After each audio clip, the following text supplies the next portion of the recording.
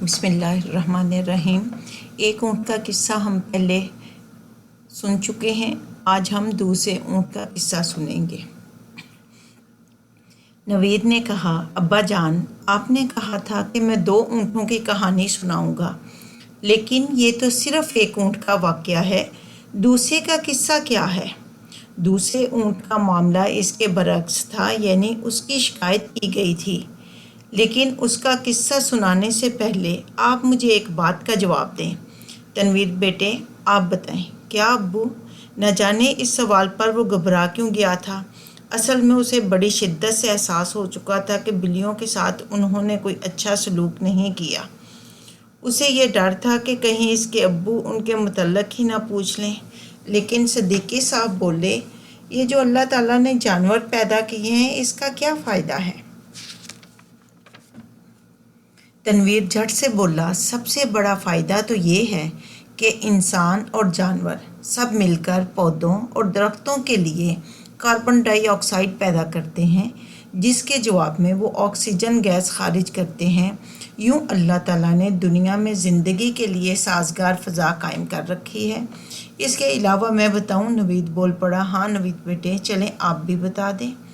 मैंने एक किताब में पढ़ा था कि अल्लाह ताला ने कुरान मजीद में इंसान को जहाँ अपने दूसरे एहसान याद कराए हैं, वहाँ जानवरों का भी ज़िक्र किया है और उसे बताया है कि ये अल्लाह ही है जिसने इंसान की खिदमत के लिए जानवर पैदा किए और उन्हें ऐसी समझ बूझ और बनावट अता की कि वो इंसान के काम आ सकें।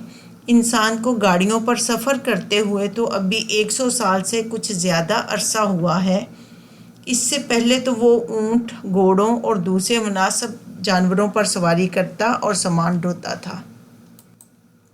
और फिर सबसे बढ़कर ये कि कुरान ने ये बताया है कि जानवर इंसान की ग़िज़ाई ज़रूरत के लिए पैदा किए गए हैं। ये वो पहलू है कि इंसान जितनी मर्ज़ी तरक्की कर ले, जितनी मर्ज़ी मशीनें बना ले, दूध और गोश्त के लिए वो जानवरों ही का मोहताज रहेगा। बिलाशुबा जानवरों की तख्लीक इंसानों के लिए अल्लाह की बहुत बड़ी नेमत है। शाबाश नवीद बेटे, तुमने बिल्कुल दुरुस्त कहा। और अब मैं आपको इस ऊँट के मुतल्लिक़ बताऊंगा जिसकी शिकायत अल्लाह के रसूल सल्लल्लाहु अलैहि वसल्लम से की गई थी। हुआ ये कि मदीना मुनव्वरा में एक इंसारी ख़ानदान के पास ऊँट था और थोड़ी सी ज़मीन, इसी पर उनकी गुज़र बसर थी। ऊँट के ज़रिए से खेती सराब करते, हल चलाते और बार बर्दारी का काम सर अंजाम देते। न जाने उनके ऊँट को क्या हुआ। एक दिन जब उस पर सामान लादा गया तो उसने इसे नीचे गिरा दिया और मुंह से अजीबो गरीब गुसीली आवाज़ें निकालता भाग खड़ा हुआ। उसके मालिक बड़े हैरान थे कि अचानक इस ऊँट को क्या हो गया है। उन्होंने इसे प्यार से समझाने पुचकारने की कोशिश की, मगर ऊँट तो ज़िद पर उतर आया था। सामान ढोना तो दूर की बात, उसने अपने ऊपर सवार होने को भी नामुमकिन बना दिया। ऊँट के मालकान के लिए हैरत की बात यह थी कि वो पागल भी नहीं हुआ था, लेकिन उसकी सारी हरकतें पागल ऊँटों वाली ही थीं। कुछ दिनों तक तो वो कोशिश करते रहे कि ऊँट सीधे रास्ते पर आ जाए और उनकी ज़िंदगी का कारोबार दोबारा शुरू हो जाए, लेकिन ऊँट उनके किसी कहने में नहीं आ रहा था। वो उसे पास बुलाते तो वो भाग जाता। उस पर सवारी करने के लिए इसके ऊपर बैठने की कोशिश करते तो वो बैठता ही ना था। जब वो लोग बहुत तंग आ गए तो उन्होंने अल्लाह के रसूल सल्लल्लाहु अलैहि वसल्लम के पास जाने का फ़ैसला किया। आपने इंसारी ख़ानदान के ऊँट के मुतल्लिक़ शिकायत सुनी और फिर अपने सहाबा रज़ी अल्लाह ताला अन्हुम से फरमाया, रवानगी के लिए तैयार हो जाओ। थोड़ी ही देर के बाद सब इंसारी की खेती में पहुंच गए जहां वो ऊँट मौजूद था। वो एक कोने में बेपरवाही से खड़ा था। उसे देखकर अल्लाह के रसूल सल्लल्लाहु अलैहि वसल्लम उसकी तरफ कदम बढ़ाने लगे।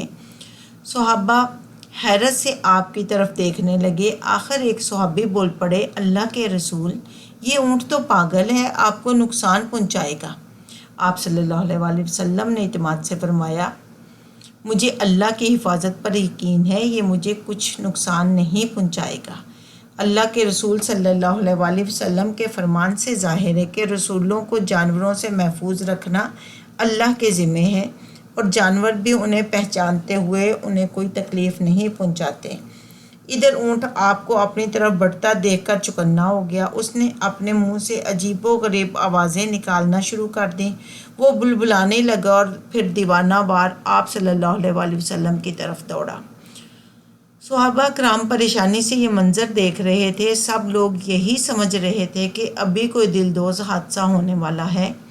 جو انصاری کسان آپ کو صلی اللہ علیہ وسلم کو اپنے ساتھ لائے تھے وہ بھی پچھتا رہے تھے کہ انہوں نے ایسا کیوں کیا، لیکن اب جو ہونا تھا وہ ہو چکا تھا، اور اونٹ دیوانہ وار چیختا ہوا آپ صلی اللہ علیہ وسلم کی طرف بڑھ رہا تھا۔ لیکن لوگوں نے غور کیا تو انہیں معلوم ہوا کہ اونٹ کا اللہ کے رسول صلی اللہ علیہ وسلم کی طرف بڑھنے کا انداز ایسا ہرگز نہیں جیسے کسی پاگل اونٹ کا عام طور پر ہوتا ہے۔ ان کے اندازے کی جلد ہی تصدیق ہو گئی۔ اونٹ آپ سے 2 قدموں کے فاصلے پر آ کر رک گیا، اور اگلے ہی لمحے اس نے دائیں بائیں حرکت کی اور پھر اپنی لمبی گردن آپ کے سامنے زمین پر بچھا دی۔ صاف ظاہر تھا کہ اونٹ نے آپ صلی اللہ علیہ وسلم کو پہچان لیا تھا، اور یہ بھی جان گیا تھا کہ اللہ کے رسول صلی اللہ علیہ وسلم اسی کے پاس آئے ہیں۔ وہ اسی لیے تو دیوانہ وار آپ کی طرف لپکا تھا کہ خود حضور صلی اللہ علیہ وسلم کی خدمت میں حاضر ہو کر سلام کرے۔ عجیب منظر تھا۔ تمام صحابہ اور وہ لوگ جو ابھی آپ پر ایمان نہیں لائے تھے حیرانی سے اس منظر کو دیکھ رہے تھے۔ صحابہ کا ایمان مضبوط سے مضبوط تر ہو رہا تھا، اور دوسرے لوگوں کے سامنے آپ کی رسالت کی ایک واضح نشانی سامنے آ گئی تھی۔ آپ صلی اللہ علیہ وسلم نے اونٹ کی پیشانی پر ہاتھ رکھا اور اسے اس مقام پر لے گئے جہاں کچھ سامان اس پر لادا جا سکتا تھا۔ اونٹ پر سامان لادا گیا اور وہ کسی اچھے خدمت کار کی طرح کھڑا رہا۔ یہ سامان دراصل پانی کے مٹکے تھے جو کھیتوں میں ڈالے جاتے تھے۔ وہی اونٹ جو تھوڑی دیر پہلے کسی بھی قسم کا کام نہیں کرتا تھا اب اطمینان سے کام کر رہا تھا۔ اس نے اللہ کے رسول صلی اللہ علیہ وسلم کا خاموش حکم سن لیا تھا، اور اب ضد اور ہٹ درمی ہمیشہ ہمیشہ کے لیے چھوڑ کر اپنے مالکوں کا وفادار اور خدمت گزار بن چکا تھا۔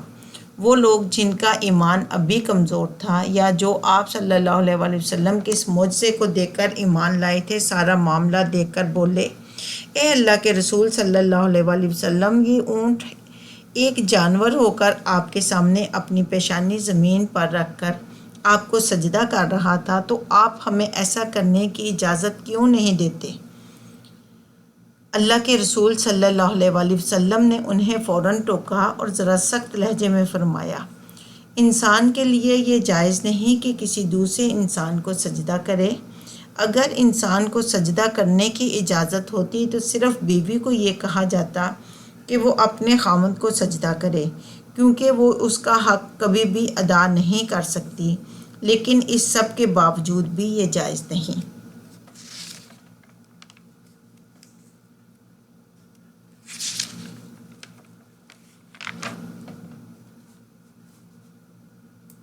صدیقی صاحب خاموش ہوئے تو تنویر کہنے لگا، ابا جان، یہ اونٹ تو واقعی انسان کی بہت خدمت کرتے ہیں۔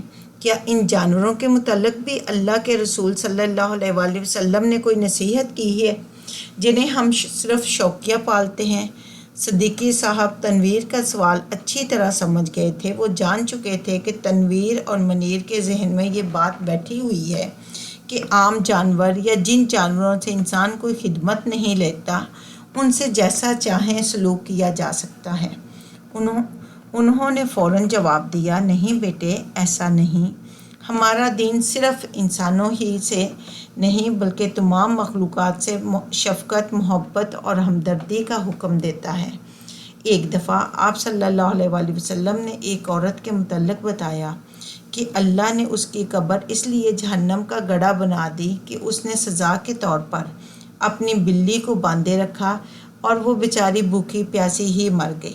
بلی پر ظلم کی سزا سن کر تنویر اور منیر سخت پریشان ہوئے۔ صدیقی صاحب نے ان کی پریشانی کو نظر انداز کرتے ہوئے اپنی بات جاری رکھی۔ آپ صلی اللہ علیہ وآلہ وسلم کے صحابہ بھی جانوروں کے معاملے میں اللہ کے رسول صلی اللہ علیہ وآلہ وسلم کے حکم کی پابندی کرتے تھے۔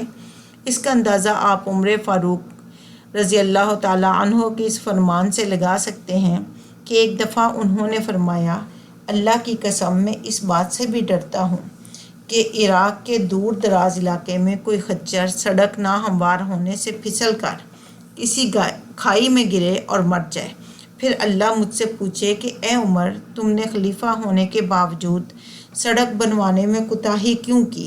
نوید حیرت سے بولا، ابا جان، یہ تو بڑی اہم بات ہے۔ اس کا مطلب تو یہ ہے کہ عام آدمی سے بڑھ کر اسلامی ریاست کو بھی حکم ہے کہ وہ بھی جانوروں کی جان اور سہولت کا اسی طرح خیال رکھے جیسے انسانوں کا۔ بالکل درست نتیجہ نکالا نوید بیٹے آپ نے۔ اصل میں ایک صحیح اسلامی حکومت اللہ کی تمام مخلوقات کے لیے بہت بڑی رحمت اور نعمت ہوتی ہے۔ نوید کا ذہن تو شاید کسی اور طرف چل نکلا تھا، لیکن تنویر اور منیر کو ابھی تک بلیوں کی دموں کو باندھنے کا منظر تنگ کر رہا تھا۔ چنانچہ منیر بولا، ابا جان، کہیں ایسا تو نہیں کہ اللہ کے رسول صلی اللہ علیہ وآلہ وسلم نے صرف ان جانوروں پر رحم کرنے کی بات کی ہے جو پاک ہیں؟ صدیقی صاحب مسکراتے ہوئے بولے، میں آپ کو اللہ کے رسول صلی اللہ علیہ وآلہ وسلم کی ایک اور حدیث سناتا ہوں۔ آپ نے ایک مسافر کا واقعہ سناتے ہوئے فرمایا کہ پانی کی تلاش میں اسے ایک کنواں ملا۔ اسے پانی حاصل کرنے کے لیے کنویں کے اندر اترنا پڑا۔ پانی پی کر جب وہ باہر آیا تو اس نے دیکھا کہ ایک کتا پیاس کی شدت سے ہانپ رہا ہے اور کنویں کے باہر گیلی مٹی کو چاٹ کر پیاس کی شدت کو کم کرنے کی ناکام کوشش کر رہا ہے۔ یہ شخص بڑا رحم دل تھا۔ فوراً کنویں میں اترا اور چمڑے کی جراب میں پانی بھر کر باہر لایا اور کتے کو پلا دیا۔ یہ ایک بہت بڑی نیکی تھی، اسی لیے اللہ نے اس شخص کے چھوٹے موٹے تمام گناہ معاف کر دیے۔ ایک دوسرا واقعہ اس طرح بیان کیا جاتا ہے کہ ایک سفر میں آپ صلی اللہ علیہ وآلہ وسلم نے دیکھا کہ چند صحابہ نے چولہا ایسی جگہ بنایا ہے جس کے نیچے چیونٹیوں کے گھر تھے۔ دراصل وہاں بل دیکھ کر آپ نے اندازہ لگا لیا تھا۔ آپ نے انہیں حکم دیا کہ یہاں سے چولہا فوراً ختم کر دیا جائے۔ آپ نے اصولی حکم بھی دیا کہ کسی جانور کو، چاہے وہ چیونٹی جتنا چھوٹا اور بے ضرر ہو یا جنگل کا وحشی جانور، اسے بلا وجہ کسی فائدے یا نقصان کے اندیشے کے بغیر نقصان پہنچانا یا تکلیف دینا جائز نہیں، اور نہ ہی اس کی جان لی جا سکتی ہے۔ اسی لیے کہا جاتا ہے کہ شکار کرنا جائز ہے، لیکن شکار کھیلنا حرام ہے، یعنی خوراک کے حاصل کرنے، نقصان دہ جانوروں کو تلف کرنے اور دیگر ضرورتیں پوری کرنے کے لیے تو جانوروں کا شکار کرنا ٹھیک ہے، مگر محض کھیل تماشے اور تفریح کے لیے جانوروں کی جانوں سے کھیلنا جائز نہیں۔ اس سے آپ اندازہ کر سکتے ہیں کہ جانور چاہے اونٹ اور بلی کی طرح پاک ہو یا کتے کی طرح ناپاک، اللہ کے رسول صلی اللہ علیہ وآلہ وسلم نے ہر ایک کے ساتھ نیکی اور حسن سلوک کا حکم دیا ہے۔ صدیقی صاحب کی بات مکمل ہوئی تو منیر اور تنویر کے لیے اب کچھ پوچھنے کو باقی نہیں رہا تھا۔ ہر چیز واضح ہو چکی تھی۔ انہیں یہ بات بھی سمجھ میں آ گئی تھی کہ اسلام سلامتی کا دین ہے۔ وہ انسان ہی کے لیے نہیں بلکہ جانوروں کے لیے بھی رحم اور مہربانی کا پیغام لے کر آیا ہے۔ اگر کوئی شخص جانوروں کے بارے میں بھی اسلامی تعلیمات سے بے پرواہی کا رویہ اختیار کرتا ہے تو دنیا میں ہو سکتا ہے کہ وہ سزا سے بچ جائے، آخرت میں اللہ کی گرفت سے نہیں بچے گا۔ وہ دل ہی دل میں اللہ سے اپنے گناہ کی معافی مانگ رہے تھے اور پکا عہد کر چکے تھے کہ آئندہ وہ کھیل یا مذاق میں بھی اللہ کی مخلوق کو نہیں ستائیں گے، چاہے وہ جانور ہوں یا انسان۔ جزاک اللہ خیر ویورز، امید ہے کہ آپ کو یہ سٹوری پسند آئی ہوگی۔ اگر آپ کو سٹوری پسند آئی ہے تو پلیز ہمارے چینل کو لائک اور سبسکرائب کریں، ہمیں آپ کے سپورٹ کی ضرورت ہے۔ جزاک اللہ خیر.